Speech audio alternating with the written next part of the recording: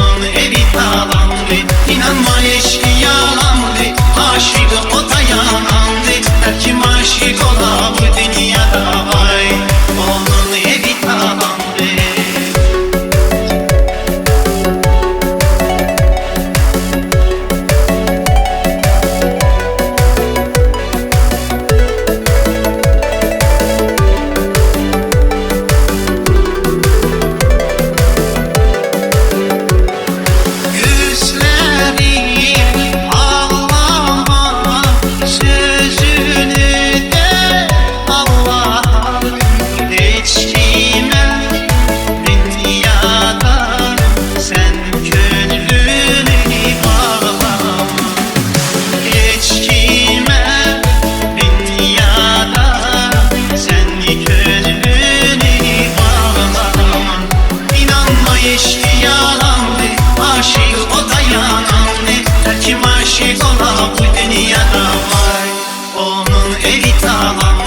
İnanma eşki yalandı, aşık o da yalandı.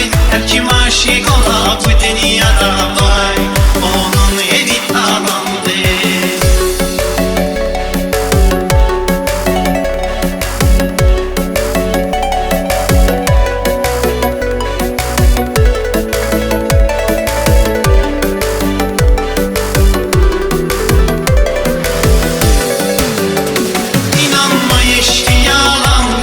Aşık o da yalandı, her kim aşık ola bu dünyada vay, onun evi talandı.